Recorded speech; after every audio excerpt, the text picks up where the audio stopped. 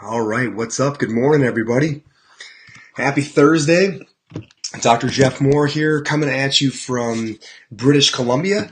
So I've been up here for a couple of days. I'll be teaching all weekend.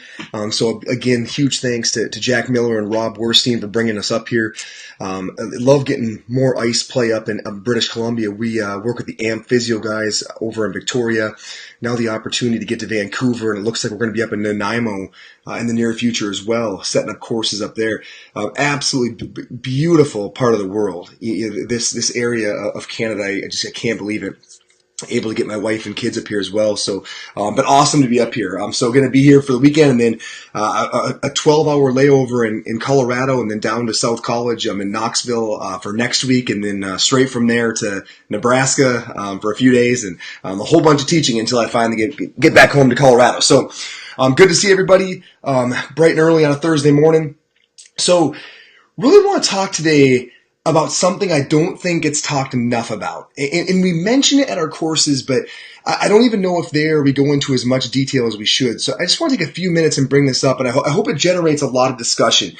And for those who want to make comments, I finally got the eCam thing figured out, so I've got my comments pulled up. Feel free to jump in, and we can chat back and forth live here. So feedback is talked about often.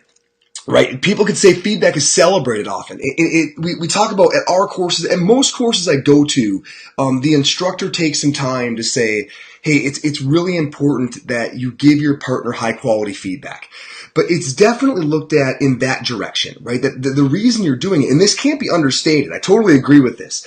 The reason you're giving the high quality feedback is for your partner, right? To help them grow. And we often say things like, the patient's not going to tell your partner that it's a little bit pokey, or it could be a little better if done this way, right? So your partner's not going to get that feedback anywhere except from you.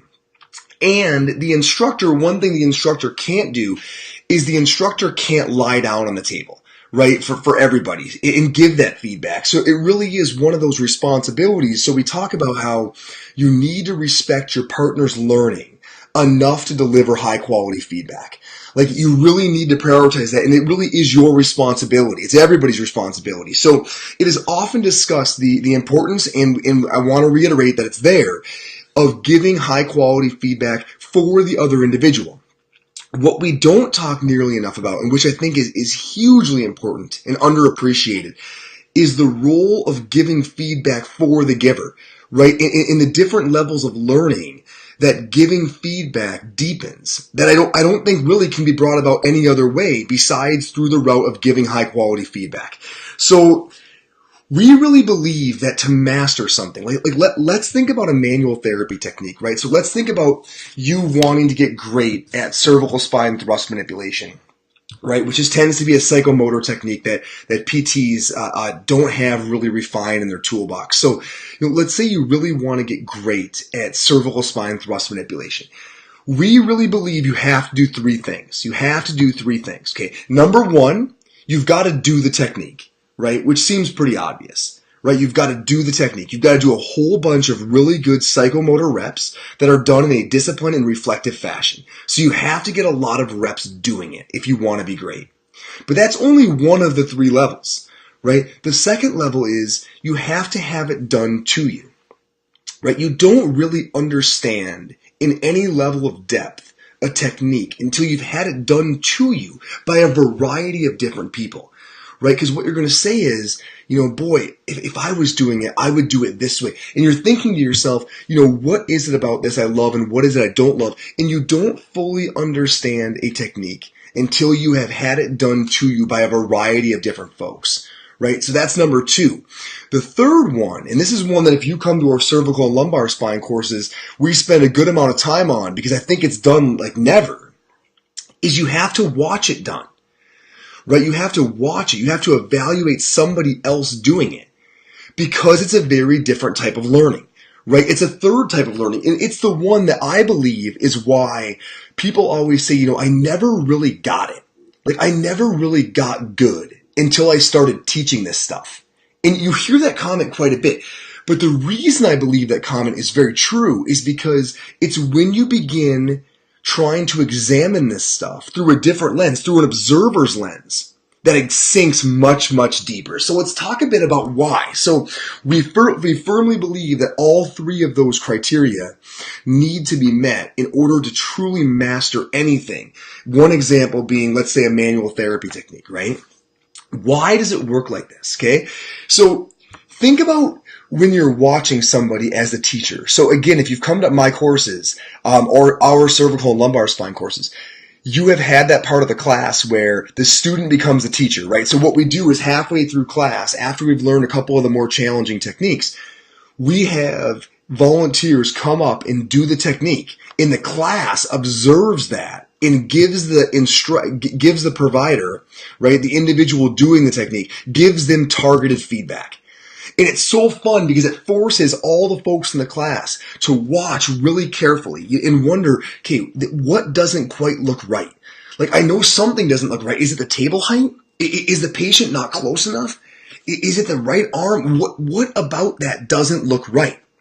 That level of active critique and observation deepens learning in a really, really meaningful way, right? And it's very different from being the person doing the technique.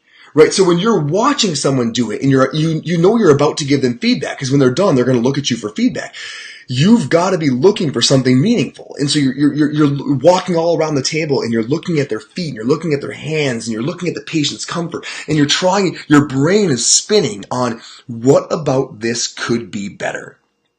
It is that type of learning that I think really is responsible for the huge increase in what you would consider competency or mastery that somebody experiences when they become a teacher. It's because they're now turning on that once dormant diagonal and direction of learning that happens when you give targeted critique from observation. So I always love that part of class. Not because, first of all, it's just fun. You got a bunch of people around doing techniques. We're oftentimes laughing because funny things happen. But beyond that, there's a very deep kind of real learning that takes place when you're in the observer role. So that's why, that's one of the pillars of giving feedback, the visual feedback, that I think is critical. The other part that, if you think about it, really explains why the benefit of giving feedback is so huge is when you're in that other section. So we talked about the three things you have to do, right? The number one is delivering the technique. Number two is watching it. And number three is having it done to you.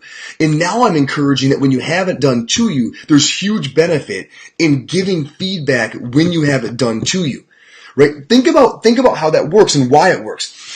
When you're laying there and someone's doing a technique to you, and let's just keep running with cervical spine manipulation. When you're laying there and someone's doing it to you, the cop-out is to say, that didn't feel quite right. Okay? And that is a very generic response that we oftentimes default to, right? It didn't feel quite right. It could have been better. Try it again. Okay? As opposed to, hey, you know what? I think what it was about that was your thumb had slipped up onto my cheekbone, and it really feels better when it's closer down on my jaw. Or I feel like your palm was digging into my ear, and that's why I was guarding a little bit, and that's why the technique didn't feel as well for either of us. Okay, that's the kind of feedback we want you giving, because what that makes you do, obviously, again, it makes the provider better. But what it does for you is it forces you to verbalize and really articulate what was it specifically about it that wasn't perfect. That makes you a tremendously active learner, right? Just prior of giving that feedback, right? Because it makes you sit there and say, I can't just say it didn't feel right. So what specifically about what just happened, right, was the most salient piece of feedback that I could give this person to not overwhelm them but improve them? Okay, forcing yourself to think at that level is way harder than you expect, right? That's the reason almost everybody defaults to, hey, it didn't feel quite right. It creates an extremely deep level of learning, right? Now, the very final thing it does, right, is it forces you to articulate it. Right, which can be tough. First of all, it can be tough because there's oftentimes ego on board, right? Like you're telling a person, hey, what you just did, I didn't love it, right? It wasn't perfect, which, you know, we all carry ego with us. So being able to take on sort of that challenging conversation on top of being forced to articulate something that is very nuanced and sometimes very challenging to put into words because it's really a feel thing, isn't it? Doing all of that and doing it well, right, is one of the reasons that giving feedback creates tremendous value for the giver. Because if you can pull all of that off, and you can learn to pull all of that off at a very high level, right, you become an extremely active learner during that process. And that's what I think changes from good to great from a learner perspective, is that oftentimes this stuff can all become passive in giving high quality, targeted, clear feedback. Those second two parts are oftentimes passive. But if you see the value in what I'm saying this morning, and you realize that it is when you're giving feedback that maybe you're learning more than at any other time because of the unique dimensions that it creates you to see through and articulate, if you can appreciate that, those parts that now used to be passive at your Con Ed course or what have you, have now become two of the most active parts of your learning the entire weekend. You have doubled your active learning time. Because you're now appreciating that when someone's doing stuff to you, you've got to be paying close attention so you can really articulate back to them what wasn't perfect. So now you're learning like crazy. Now when you're the third person at the table and you're watching somebody do a technique, you're not just standing there waiting for your turn, right? You're watching really closely and saying what isn't perfect. So as soon as they're done, you can articulate really good feedback so they can get better. But while you're doing that, you are getting better. Right? So it takes all these moments that used to be passive, and it makes them some of the most active learning parts of your weekend. So this is why giving feedback is absolutely invaluable, because it rounds out that lens, right? And it really forces you to think actively about what is going on in front of me, or what is going on to me that not only doesn't feel quite right, but what specifically is it about what's going on to me? And how can I take the information I'm either seeing or receiving tactile? How can I take that information for this particular learner? In what dose can they handle? Right? What is the most salient thing to focus on? And then how am I going to say that to them so it comes off well and winds up being feedback that they don't put defenses up to, but that allows them to immediately incorporate it and get better with this next repetition. Okay, if you're doing that well, you are learning a massive amount, right? And all of those things are benefits of giving feedback. Right? We all know the benefits of receiving it, but we're talking about the benefits of giving it. I think all of those things we talked about this morning are huge benefits to giving it. So next time you're with your colleagues and you guys are doing your Thursday, your lunchtime sessions to improve, right? So we always love when clinics get together and work on stuff once a week for 20, 25 minutes. I want you to think about, have you really focused on that half? Or have you always waited until it was your turn because you thought it was when you were the one doing the stuff that you were getting better? Now I want you thinking about, how much better can you get when you're the one watching? How much better can you get when you're the one on the table? Right? How much better can you get at really recognizing what the one key thing is that could be done better and articulating that well to your colleagues? Right? Think about how much better that's going to make you in life. Right? Being able to recognize those things, process all of that info in real time, pick out the one thing that's going to most dramatically change the scenario, and then articulate it in a way that decreases defenses, right? Avoids an ego response, and creates the most dramatic, immediate within session gains for the individual that you're working with, right? The art of giving feedback well will deepen your learning, will greatly enhance your expertise, and of course, will elevate the individual you're working with. I don't think we give near enough time and attention to the true art in the incredible value of delivering high quality feedback. So I hope you guys take this and it becomes now part of your courses when you go there, that you're like, it's not just when I'm doing it. It's when I'm having things done to me. It's when I'm observing things that I'm learning just as much, because it really is all three of those vectors, right? Doing the technique, having it done to me, watching it done, and triangulating all of that, right? And demonstrating excellence in each of those zones that creates mastery, right? It's not one angle. You need all of them. We need to stop underappreciating the extreme quality and value of delivering high quality feedback. Sweet. You guys, a lot of great stuff coming up. Like I said, I'm up in Canada, but Justin Dunaway's Pain Science course starts Monday.